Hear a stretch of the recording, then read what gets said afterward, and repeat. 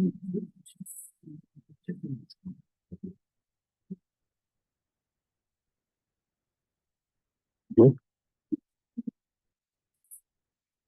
date is February 10th, 2025. The time is 5:30 p.m. I'm calling the order in the Lights work session. I just want to make one note real quick. Please note for the record, time was set for each agenda item presentation, and it's important to end on time if you can. Okay, first up, agenda item A is city update by Chief of Staff, Mr. Brian McCain. Thank you, sir. You're welcome. Emergency shelter is open 24 hours a day, starting February 11th through the 13th. Mobile shelter will be open 24 hours a day, beginning Tuesday, February 11th at 7 p.m. until Thursday, February 13th at 12 p.m. with a report from the National Weather Service stating that temperatures are predicted to reach 2 degrees and anticipating snowfall. The Pueblo shelter will remain open throughout the cold snap. The emergency shelter location is at 710 West 4th Street and will remain open all hours from Tuesday, February 11th, 7 p.m. until February 13th at 12 p.m. Just so you're aware, there's a send-off celebration for the Pueblo girls wrestling team. We're going to state, and it's this Wednesday at 3 p.m. at the courtyard next to the Sports Performance Center, old PBR Sports Performance Center. I encourage any and all to show up to send them off to state. Parks and Rec sports open gym Tuesdays and Wednesdays from 5 to 8 p.m. Fridays and Saturdays to 1 to 5 p.m. at Bethlehem of Pueblo for all middle school and high school players, and it's free. Adult Swim Kickball League Wednesday evenings, April 2nd through May 14th. Register your team by March 12th to avoid the late fee. The fee is $250 a team. And the Adult Spring Cornhole League Wednesday evenings, April 2nd through May 21st. Register by March 26th for $40 per doubles team, and you could register on our website at pueblo.us on Parks and Rec, or to visit them in person over at City Park. The Aquatics and American Red Cross classes, lifeguard essential skills, Tuesdays and Thursdays from 7 to 7:30, February 25th through March 20th. Register by February 20th, and it's $40 per participant. Adult group swim lessons, Saturday mornings, March 1st through April 26th. Register by February 27th. The fee is $40 per participant. Learning to swim lessons, Tuesday and Thursday evenings, February 25th through March 20th. Register by February 20th. Fee is $40 per participant. And first aid and CPR certification courses, March 9th at 10 a.m. to 3:30 p.m. Registration by January 20th, or registration January 20th through February 27th, and the fee is $80 per participant on that. And again, just go to our webpage at pueblo.us, go to Parks, or you could call Parks and Rec or visit them in person. Our lobbyist, Gil Romero, and his team, they are caught up in a stakeholdering meeting at the legislature tonight and cannot make the meeting. So I am more than happy to give the update on legislative matters and such. That'd be fun if you're okay with that. Is that okay? Okay, awesome. Everybody good with that? Thank you, Brian. Go ahead. All right. I believe last council, there was a letter, and I spoke about the bill that was the you find it here, sorry. It's the failure to appear charges in municipal court. Since then, there was a hearing at the Judiciary Committee in which City Attorney Carlos Sykes testified 3 minutes. If you would like, I can send that testimony out of the entire hearing. It's about 2 hours long. And to refresh your memory what this was, it's Senate Bill 25-62, and it prohibits municipal courts from criminally charging individuals solely for failure to appear and prevents municipal judges from imposing jail sentences for failure to appear violations. Additionally, the bill ensures that homeless cities cannot override this prohibition through their charter or ordinances. How it impacts Pueblo, it limits on municipal court authority to enforce appearances. Pueblo Municipal Court can no longer file a separate criminal charge against individuals solely for failure to appear, and judges cannot impose jail time for failure to appear alone. They did amend it and change some provisions in it, but it was not what we asked for as a city, and it was on that letter that we defined what those changes would be. It was amended, but it was very light and not sufficient to where we stand. One thing on it, Senator Hendrickson did introduce it, and if you go back and listen to the committee hearing, you can hear where he's coming from. But This is a Pueblo-specific bill that targets Pueblo, the city of Pueblo. It was a brutal hearing. It was a lot of things said about our court system prior to now to current. We had a lot of people that work in the court system that testified for this bill. There were, I think the city of Aurora was opposed to it, and the majority of the other cities were in an amend status similar to ours, but the supporters of it, I encourage you to go back and listen to that to see what they say, and I'll send it out to you. There's another bill that's coming up. It's going to be February 26th, in which you'll see something in front of you soon on this one. This is the Fairness and Transparency in Municipal Court. It's House Bill 25-1147. This basically aims to align municipal court procedures and sentencing with court standards by capping municipal incarceration sentences, ensuring defendants' rights to counsel, prohibiting fixed fee payments for indigent defense, and increasing court transparency.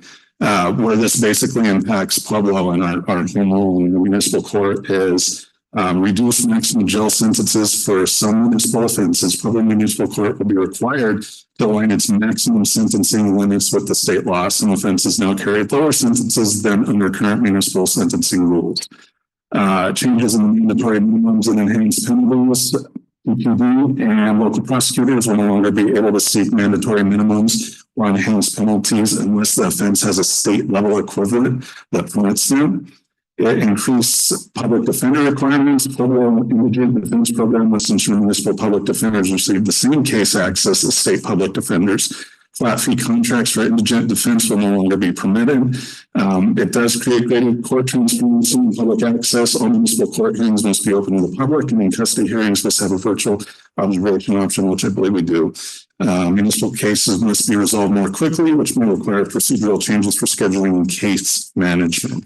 This is one that we're working internally to basically show the impact so we can either testify, have a resolution or a letter basically stating why our municipal sentencing is different than the state and how we use that as a tool to address the issues locally here that are pertinent to Pueblo. The judge and Attorney Sykes, they've said it before and they can comment further on this, that we really use municipal court as a tool to address the problems that are specific to our city. And part of Horrible is the ability to use those tools to address these issues in our city that may not be the same as Denver or Colorado Springs or Walsenburg. And this bill basically strips our ability away to do that. There are some other bills that are coming up, and I won't go over the ones that aren't scheduled, but one of them is House Bill 25-1112, and this is the local authorities enforce vehicle registration, which, as if you've been on Facebook, there's a lot of comments about expired tags and license plates, and people are unhappy with that.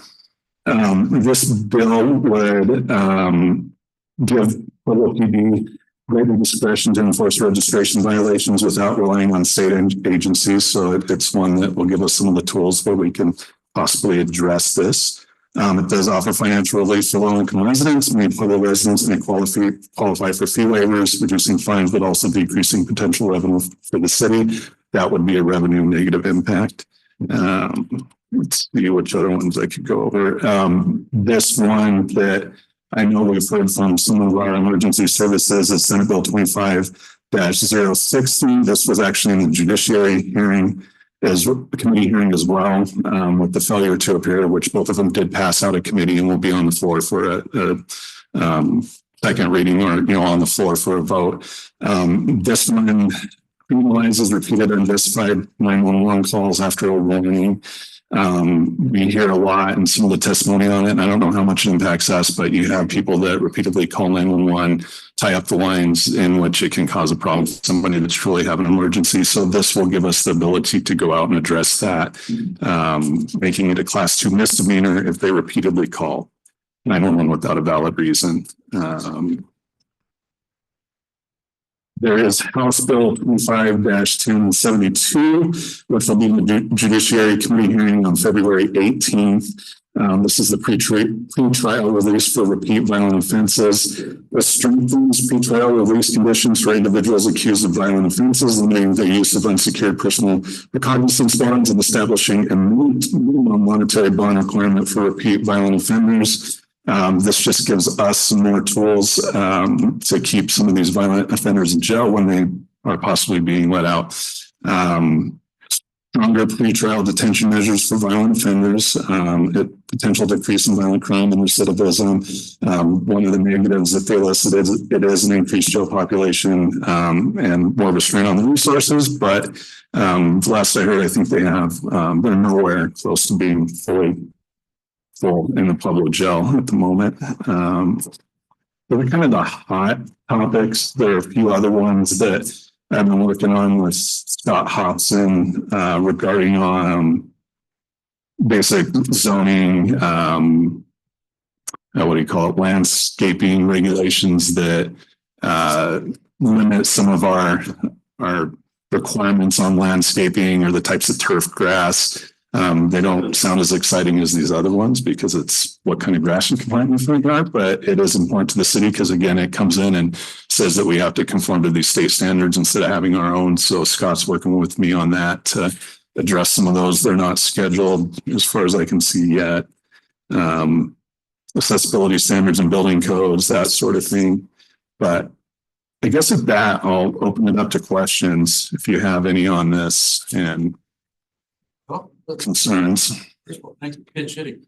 I know it's successful. Pretty good job. I think so.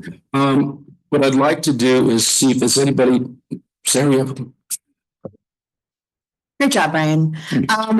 So a couple of questions. One for the frequent flyers for 911. Yeah. Is that gonna impact DOTS at all? I don't think so. And when I was listening to the hearing, it's the most egregious where somebody's calling 20 times a day, 40 times a day. You know, it's not the grandma that accidentally dials or nothing like that. And it does have a provision that they have to be warned and they have to be warned. Okay. But there were some examples here. I don't know if it was the city or the county that, you know, somebody called something like 10,000 times in 2 months. And there were some other ones outside of Pueblo where people pretty much were severely injured and could not get through to 911 because somebody was tying up the line. So this addresses that. Okay. And then I am having a hard time following. So the failure to appear for the Muni Court bill that was talked about earlier. So one, I'm curious if Senator Henriksen had any response to the letters that we submitted. And two, what were the amendments that passed out of the committee? As far as I know, there was no response to the letter we submitted. Again, I encourage you to listen to his comments at the beginning and end of that, and I will send that out to you. But no, as far as I know, from the mayor's standpoint, unless somebody on council got a response, we haven't received any response from him. The amendment, the key changes of it removed the prohibition on holding someone in contempt for failure to appear. Judges can still use contempt powers for failure to appear, but cannot impose a separate criminal charge on it. Clarified that failure to appear laws apply broadly to all municipal ordinances, regardless of terminology, and explicitly allowed municipal judges to issue bench warrants and consider failure to appear when setting a bond, but it still can't make that a separate charge. And it sounded like there were a lot of municipalities that were in the amend position or oppose. Are there any that are support? I'll have to go back. There are a lot of people from municipalities in support of it. But I don't know if there was an actual municipality. Most were amend, and then Aurora was opposed to it. And two of the judiciary committees voted against it, or two of their members. Anybody else? Got any comments, questions? All right. Thank you, Mr. McCain. Appreciate it. Next up, we're going to jump to, Capital's not here, we're going to jump to the GDS Associates Municipal Survey. I believe our Vice President Garrett Cole is going to present.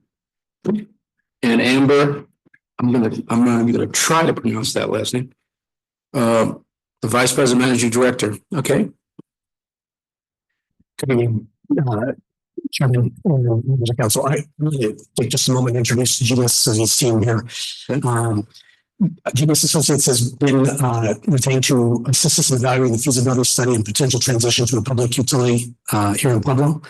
They are a nationally recognized utility consulting firm with decades of experience in electric utility planning, financial analysis, and municipalization efforts. Their expertise is going to be critical as we assess our options and conduct the feasibility study, develop a transition strategy should the city decide to move forward with the offer and provision or a franchise agreement with Black Hills Energy. The team is going to bring extensive experience in utility economics, rate structures, and municipal utility transitions. Specifically, leading the presentation tonight is Garrett Cole and Amber Dupend from GDS. They're going to provide an overview of their approach and key milestones and what we can expect in this process. And with that, I'll turn it over to Garrett and Amber. All right. Thank you, Andrew, and good evening, everyone. Just wanted to check first. Can you hear me okay? I'm coming on. Yes. Okay, great. Well, privileged to be with you this evening on behalf of the GDS team that's on, myself and Amber Geschwind, who are sharing, and also Matthew Butler, Howard Choi, and our sub Ryan Barron, part of BBK Law on the team. We're grateful to be able to share with you tonight. Myself and Amber will take this brief presentation and mostly share our scope and approach and timing for this important discussion. In addition to that, we look forward to any questions that you have. We're early in this process, but are grateful for sort of this introduction opportunity to speak with you and connect and hear the things that are important to you all as we continue down this road. So with that, we'll go through our short set of slides here. Feel free to ask questions as we go, or we'll take questions as well in the end. And Andrew, I'll count on you or one of the other team members to alert me if you see questions in the room. Thanks. Okay. So our scope aligns with this RFP that we responded to and developed scope for professional services, primarily initial feasibility analysis of the municipalization of the city of Pueblo with Black Hills Energy.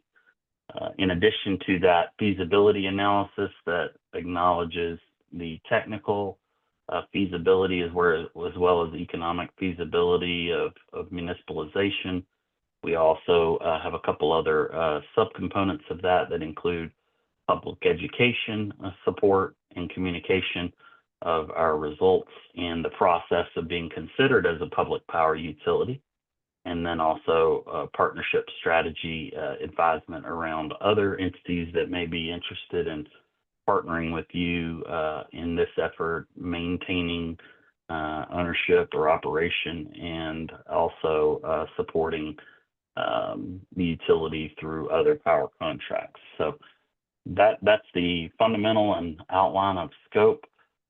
And just a little bit more on our expertise or background in this area. First of all, GDS is a consulting firm in the electric utility space.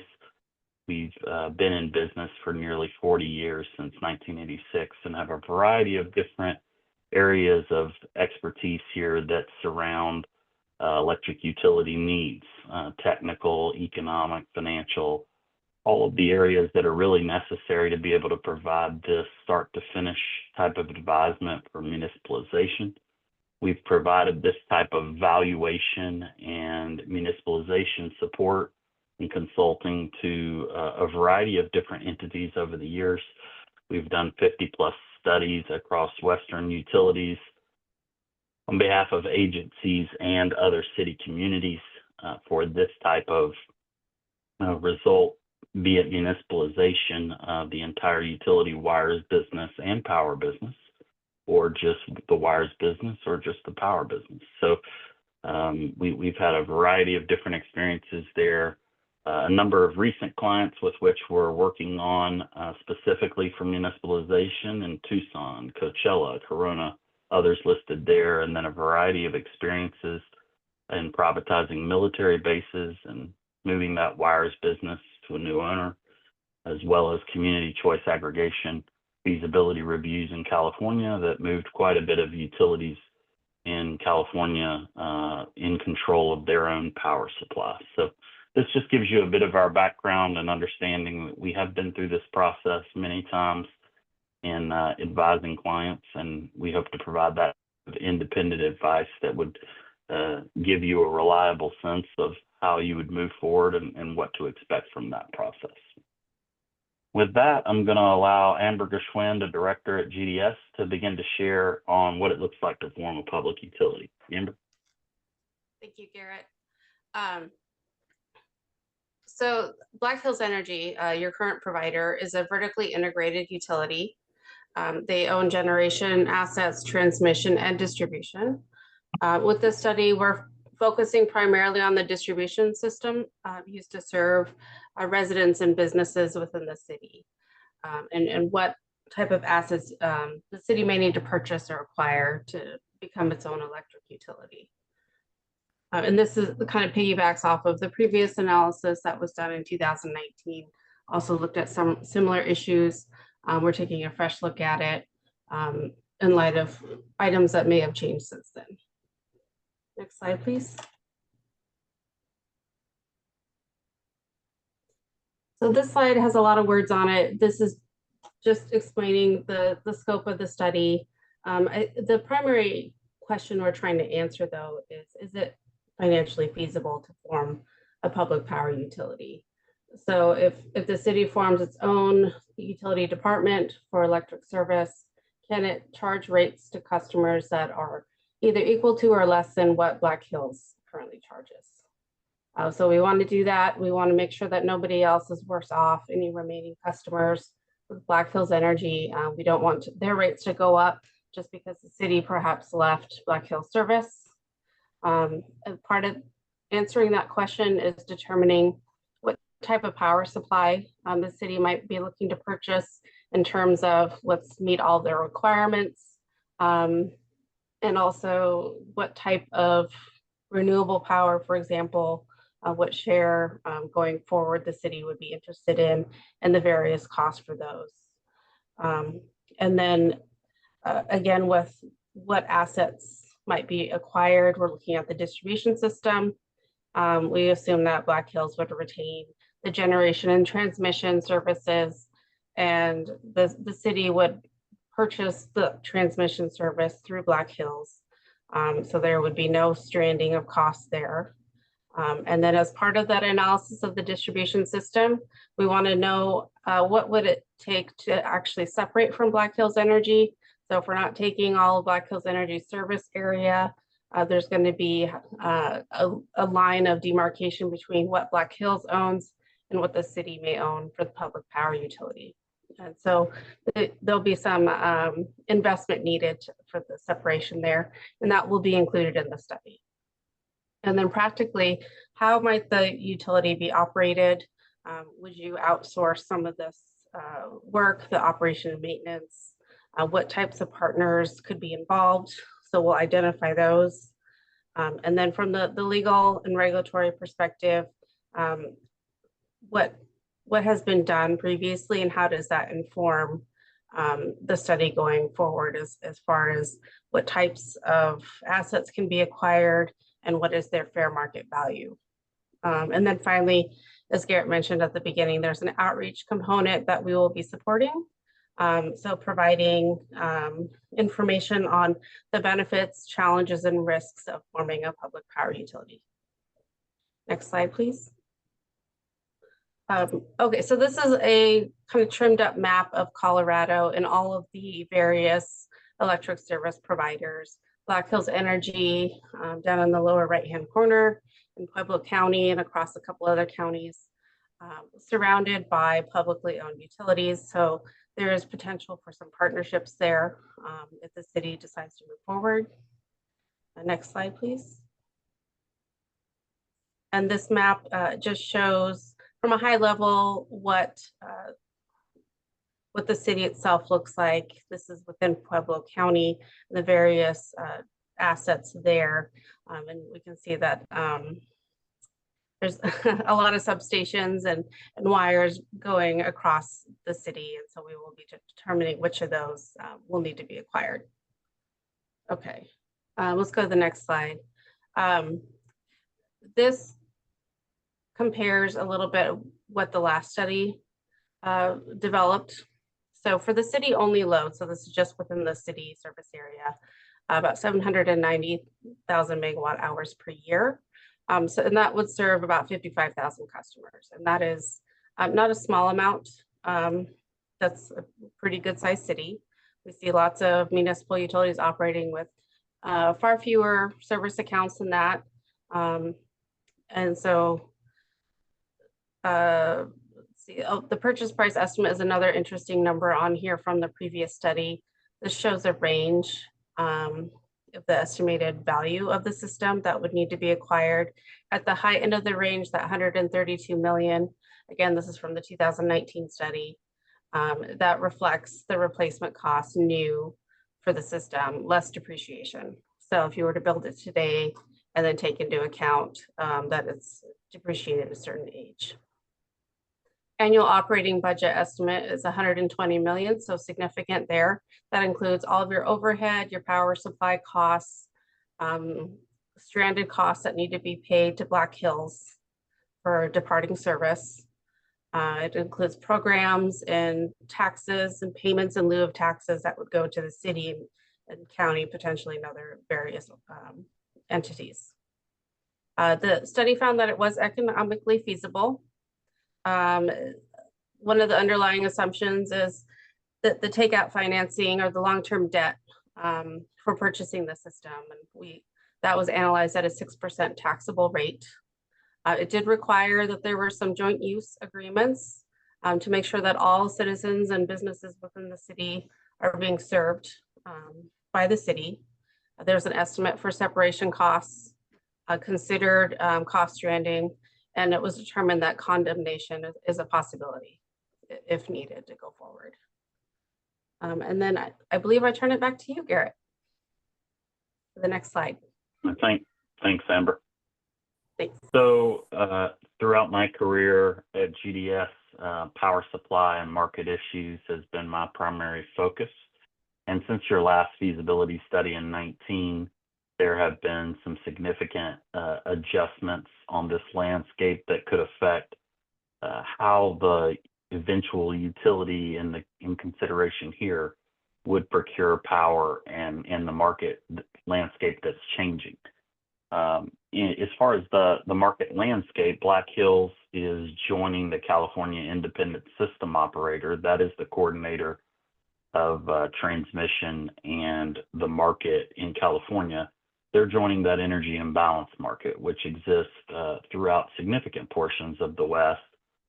Previously, there were considerations of joining a market that would be operated by the Southwest Power Pool, but this has been adjusted in recent years with Black Hills making those announcements. So that has some effect on the future scenarios of where Pueblo would be considered from a market standpoint. And we want to account for that in our feasibility study efforts at the highest level here. There's also additional future scenarios that could exist that we want to account for in developing that feasibility report. Again, these are just landscapes of changes in the market that are taking place throughout the West, and a variety of different utilities, including Black Hills, are making these decisions. Pueblo, of course, being inside of Black Hills, would follow the direction that Black Hills took potentially in joining one of these markets. So we want to be sure we adapt the review and study to account for that. From a power supply standpoint, let me go back to the previous piece here. From a power supply standpoint, we want to also account for different futures that may exist. How much do we wish to accentuate renewable supply from a potential or prospective purchase standpoint for the city? Solar or wind resources, capacity to meet appropriate requirements. Those capacity requirements are certainly increasing As we have more winter storms or extreme weather that takes place, the rules throughout the country are being revised to increase requirements for reliability to meet times of highest electric demand. And in addition to that, we want to focus on stabilizing costs with energy requirements. So we'll be evaluating some approaches to power supply for the city that might look at each of those, as well as partnering, the opportunity to partner with other local utilities, O&M and operation of the distribution system, or in partnering on potential power agreements that may be mutually beneficial. So that's a lot of what is changing. Are there questions on that? Well, I'd like to interrupt a second. I'm sure we need to proceed to go on this presentation. We're trying to keep it within reason, so we can get questions to you as well. Okay, yeah, I think we're right here at the end of the presentation. This is a key item for timeline, and maybe this is the last item we should discuss here. Our project began in early January. We expect that project to take just over 3 months, as we reported in our scope.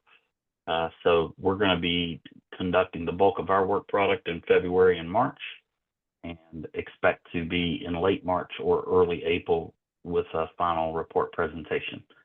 We understand the city vote is scheduled for May to evaluate this, and we estimate approximately that an overall perspective, a takeover of assets, could occur by 2030 as a upfront guesstimate. So with that, happy to receive any questions that may exist. You think, okay. Council, Mr. Well, Council Forrest. I was just wanting to say, I think they had a lot more time. I think your the timer was really set on the other two. No, it was that was 15 minutes for this presenter, but there is a 10-minute question period for council following that. Okay. Council on High Street. I don't think they're concluded, are they? Have you concluded with your presentation? Yes, that's the end of the presentation. Happy to receive questions. The idea was to offer this introduction and receive your questions if you have any. Councilor Martinez. Yeah, thanks for that presentation. So just to be clear, this is really just like hey, this is the work that we're going to do. This isn't necessarily the findings of the work, correct? Absolutely. Great question. And thank you for asking that. This is the beginning of our journey. We're 1 month into that effort and have 2 months to go until concluding the work and providing findings to each one of you. Okay. Can you talk a little bit, I guess, about your community engagement plan? Are you looking at collecting like qualitative or quantitative data from the community, or how are you planning on getting what community input is? Appreciate that. I might ask Amber if you want to start off with this response related to just some of our estimates and approach, and then we might lead in to Howard Choi to address the latter portion of this question. Go ahead. Yeah, actually lead more on Howard. This part for the engagement piece is really just an educational endeavor. And Howard, do you want to speak a little bit to what you've been working on? Yeah, hi, Howard Choi with GDS Associates. I worked on the engineer's report in the 2019 study. For community engagement, as per the solicitation, the goal there was to just provide educational outreach to the city constituents about what issues are at stake, maybe define some technical terms and what may happen down the road. So what we're doing there is we've got a sub-consultant who specializes in elections and gathering data and developing strategies for getting out a message out to the most likely voters or the voters that may be most interested in this issue.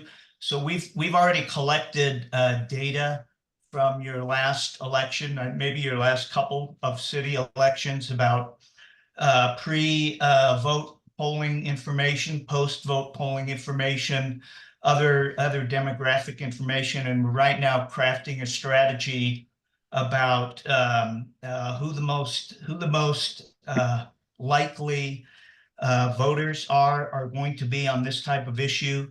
And then we've also researched the media and other communication outlets or resources in the city. And what we'll be developing for you is a proposed strategy on what the message will be and how to get that message out to who we think the most likely voters are, using the available communication and media resources that are in the city. And hopefully we can get that out to you sooner rather than later, maybe in a few weeks. Yeah, I appreciate that.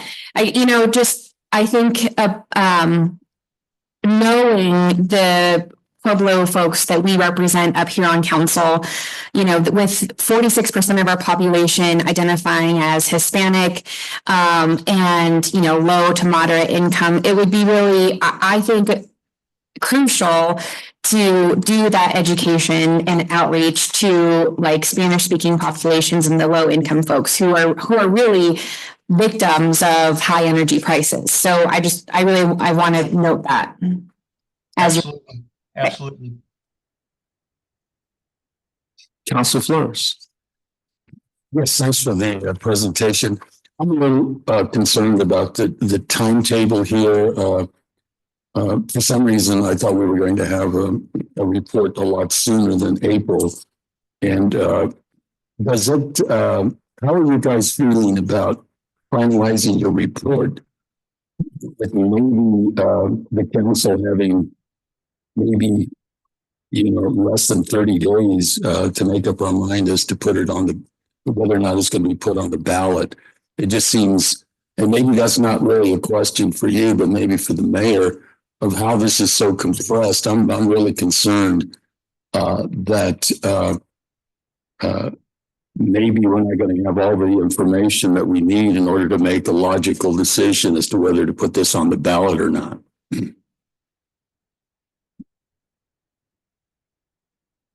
That from Mr. Cole, or can anybody that? Yeah, I'm happy to answer from our perspective at GDS. When we responded to support, we indicated that it would be about 3 months for us to get started. Over the holidays, we were able to complete the agreement to get going. So in the first week of January, we hit the ground running, knowing that timing would be of the essence. And through the end of March and into the start of April is really, that timing for us. We will do everything we can to move the process along expediently. That would be our target for support here. Sure. I'm going to say that the timeline for the project, as Mr. Cole mentioned, is about 3 months. The contract was awarded here at around December 23rd or 26th, I believe. So they're underway here, but they need some time to get the information together to give you all the information we need to make a decision on the vote. What's being considered tonight later in the meeting is the ordinance to put to hold the election, and then also another question here to set the ballot language. So those two things are presumptions that need to happen in order to proceed forward with the considering this question. So regardless of the status of the feasibility study itself, we're not answering the question of whether it's feasible tonight or not. We're going to be doing that here in the coming months as the feasibility study firms up. Isn't there a deadline of a date in March that the language has to be put together in a timely basis? But doesn't a decision to put it on the ballot have a deadline too of somewhere in March? Yeah, our deadline for the ballot language is March 7th, and then we have all the way to April if we wanted to pull the item completely. So we have some time. Okay. I guess that's the question I asked the consultants. Obviously, it takes time for both sides to prepare for a campaign for and against whatever the ballot language is. Is this common in your business or is this unusual? It's common for this process to take, a significant amount of time to prepare. We understand that the city is developing a timeframe here and aligning that with the vote. So, we're open to whatever that timeline should be to integrate with you all's decision in that process. But I would say this type of coordination and alignment is pretty common, and that's why we want to kind of be sure we're doing whatever we can to help you facilitate it accordingly. Yeah, let me ask my question in a different way. Obviously, it's logical to me that you need 3 to 4 months to formulate this complex consultant report. My question is more from your point of view, because you have a lot of experience. Does it make sense to your consulting firm that we would have a report 30 days before we put it on the ballot? Is that commonplace with some of your reports? I guess I'm just asking you for your experience and your advice as to whether that's common to have that short of a window. Yeah, I think we're definitely acknowledging that this is a tight time frame under which to make this decision. These processes, depending upon how they're conducted, could take a very long time before a vote is considered. And so, this isn't the first time as well that the city has considered feasibility options and, brought some educational content around that. So, your case may be unique in that sense, given that it's not the first time. But to your point, the public education being an important part of the process. Yeah, I mean, we would agree that that's a tight time frame under which to educate and share the information. Thank you. Hey, anything else from Councilor Maestri? I share the same sentiments as Councilor Flores as far as what the expectation here is for the community to learn before they're able to make the vote, and that this vote isn't made off of emotion of, rate increases, and really for the public to fully understand what it takes to municipalize. Because it's not really a simple process. I just, even the title of this PowerPoint here says feasibility study, and it's really not a feasibility, it's an outline or a scope of work of a feasibility study. So just the title in this could be misleading. I mean, we're talking about constituents that this isn't their day-to-day thing that they're dealing with. And of course, they're going to want to make the best decision possible. I just think that we're not being fair to the public. To use the 2019 figures that are in there, 132 million seems kind of inexpensive to buy a complete utility.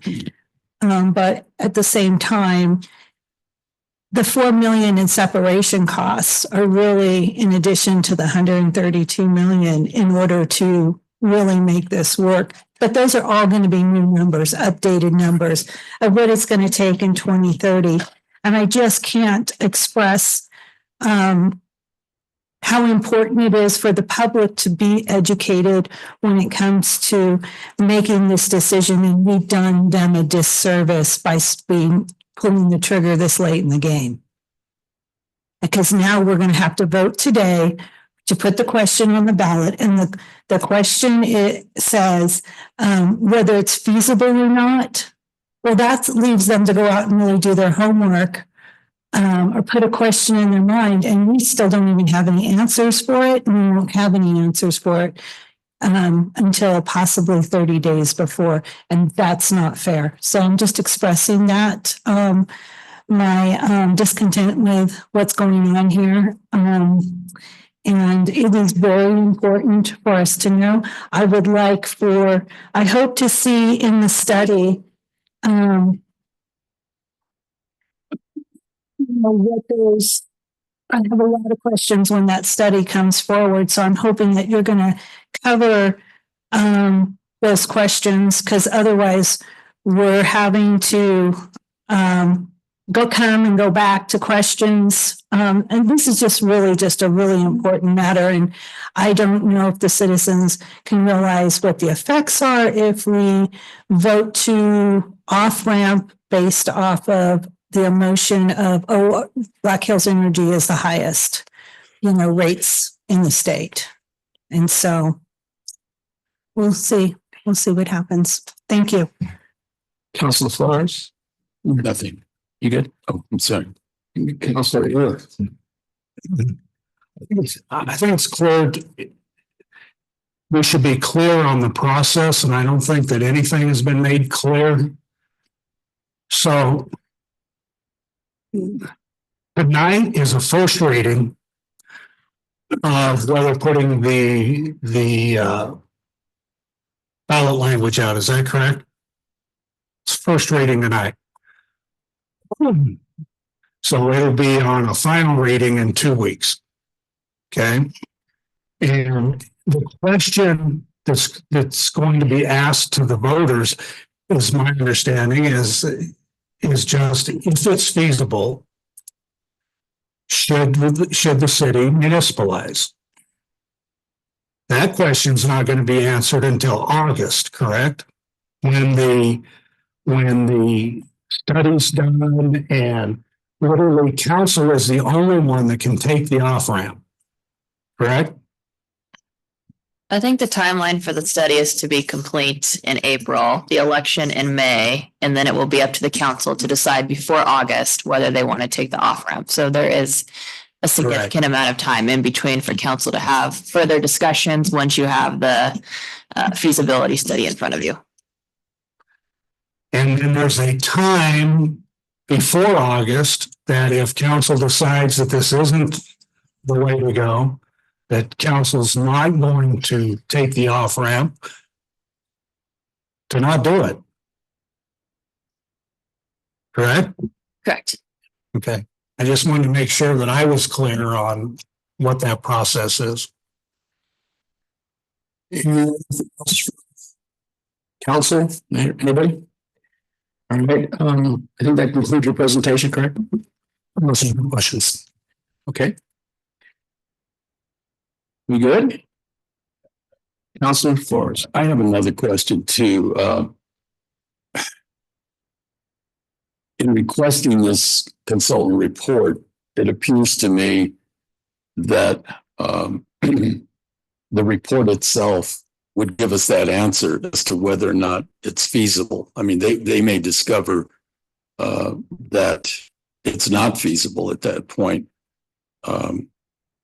Yet we still have until August, I guess, to decide that. But without the report, I just want to be, completely honest with the public, that without the report, well, the reason that we're paying this consultant to do this is to give us that answer as to whether it's feasible or not. And so if they say it's not feasible, why do we have to wait till August, or why do we even have to put it on the ballot is the real question here. I want to make sure that we're clear that this is the job that they have. And so we should be getting an answer from them so that at some point in time, whether it's the day that we get the report or whether we shouldn't be asking the public, that we're going to have some sort of an answer in the future when we're paying for a consultant report to tell us whether or not it's feasible or not. I would even submit that even if it's close, maybe that would be an option, but I'm assuming that timeline, I'm assuming that we're going to be able to make that decision once we get this report. It's either going to say it's feasible or it's not feasible. That's the intent. The feasibility study should give clear information here to council and to the voters about whether this will be a feasible option or not. And give everybody a chance to make the decision in May at the vote at the ballot box. And then between then and August, again, council will have the opportunity to consider whether or not to exercise the off ramp with the current franchise agreement or to proceed with other options. You know, we actually asked the voters this question just 4.5 years ago. And obviously we do have another option of off ramping, but you know, this consulting report is really important to make such a crucial decision. But it's very perplexing to me that we didn't really have more time to do this. We certainly have a very complex question in front of us. And part of what the feasibility study is also narrowing down is going to be some potential pathways. And again, the question was kind of raised there about the 2019 information. And what was said and maybe not heard was the information was presented there was about just municipalizing the portions of the assets within the city. And so all options are being kind of considered right now, whether we're talking about just within the city or beyond that. And so there are a number of ways that could happen, and there are a lot of different variables in place here. And so narrowing down viable pathways and determining whether they're financially feasible or not is, the purpose of this study. 3 months is a very short time frame for this kind of information to come together. And so I think it's important that we give the consultant the time they need to do the work while we proceed with laying out or keeping doors open for considering this question. But it's also certainly important of us to weigh their findings when they come out. And so, I understand we want the answer now, but they need some time to get this information together. I just wanted to make sure that I also had an answer to this question. I don't see anywhere on here, is it the loss of the franchise fee that we get as a community? I know there's a separation cost there. I don't think that's what they mean by that. I'm just hoping that they'll include that in their study too. That is certainly a factor that we're looking at. Is there are impacts related to exiting the franchise agreement that need to be considered, both financial and operational. So Right. those are aspects that will be brought forward in the final report. Thank you. Council Maestri. I think what we're saying is in something like this, in a case like this, next time, it would have been nice to start this in June of last year so that we could be better prepared to educate the public on their vote. What is the deadline for April? What is the date of April that we can say we get the feasibility study back? It says it's not feasible. Why would we send it to the ballot? So April 11th is the last opportunity to withdraw a question from the ballot. However, and that's in state statute. However, the county did inform me that they would be sending overseas ballots out before that date. So the beginning of March. So the March 7th date that the mayor referenced would be the absolute drop dead for us to decide whether or not the ballot question should go forward. And additionally, the last scheduled city council meeting before that date will be February 25th, which is what the ballot question is currently on for final reading. So if council chose to not pass it at that time, you would have to have a special city council meeting in order to pass it before the ballot content deadline to the county clerk. Thank you. Appreciate that. Councilor Boston. Just to clarify, so the last study that was done was only specifically done on municipalization? The results that were presented up there are talking about municipalization of utility assets within the city. So it's a different picture or site picture than also looking within the county or within the entire Black Hills service area. So those are different options that are all being weighed here to determine which kinds of pathways might be more or less viable. So this study is going to look at more stuff than the last one. We're looking at all those options at the moment, trying to figure out, again, at this preliminary level, which ones of these we should pursue further. Okay, anything else from council? Councilor Maestri. Woman's question. So if the voters decide to do this, vote to off ramp, and council decides to off ramp, what is the PUC's part in it? Could they possibly say that Pueblo wasn't ready for this? And do they get to weigh in on that? Do they have a say in whether we municipalize or not? Just so I'm clear on the question you're asking, what is the PUC's role in determining whether the city off ramps from the franchise agreement? Correct, if they municipalize.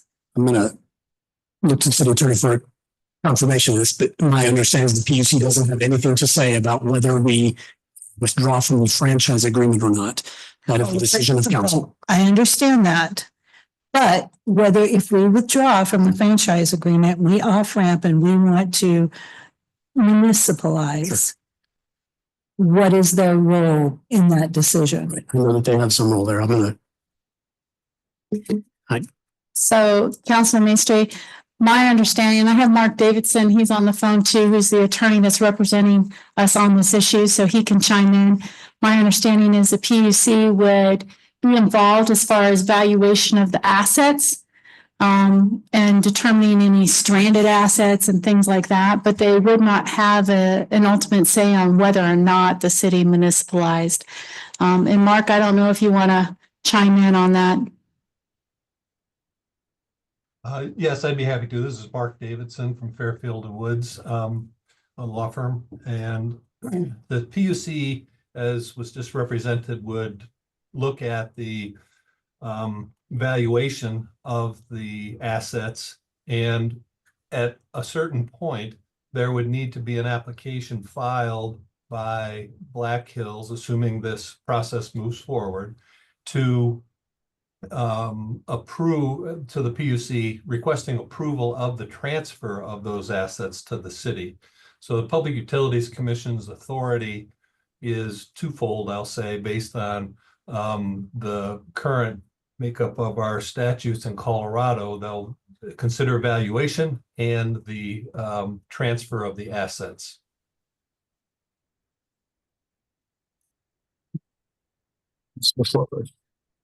This is Councilor Flores. I'd like to ask a question, and it has to do with PUC's responsibility. At some point, wouldn't they be a factor in any feasibility study that would indicate what we would have to charge the customers? I always thought the PUC was responsible for not harming the community and making sure that if we move forward in that direction, that they would have some responsibility in protecting the customers as to any kind of rate structure that we would be that we would initiate.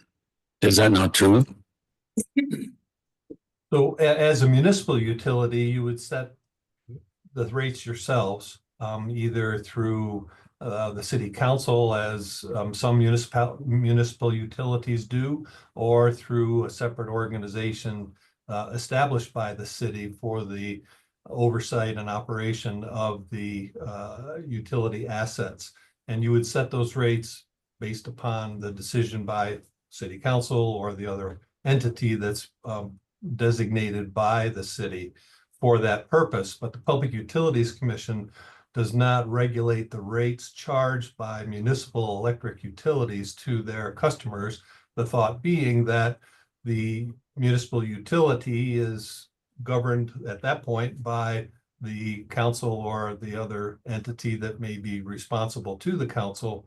If there's a concern, the voters can vote in other ways to reconfigure the council and come up with a new rate structure if that's the desire of the voters. But that's the theory behind the lack of PUC jurisdiction or oversight of municipal electric utilities in Colorado.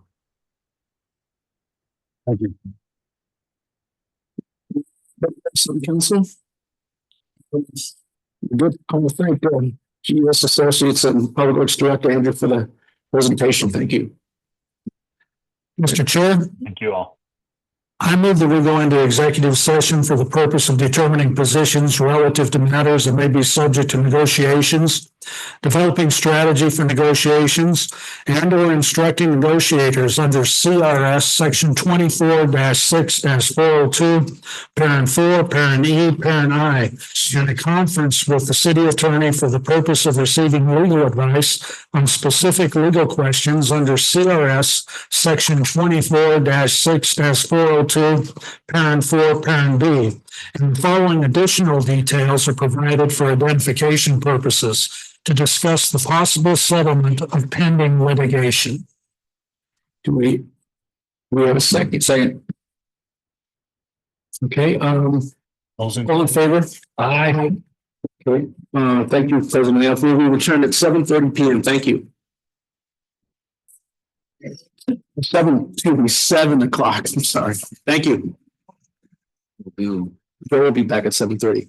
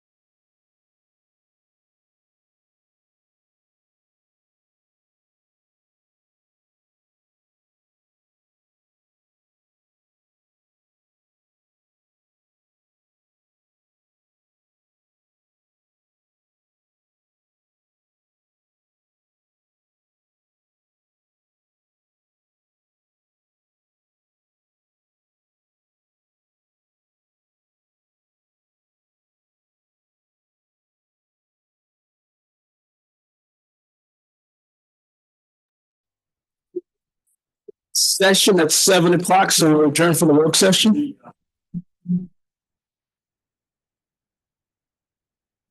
At 6:50 PM.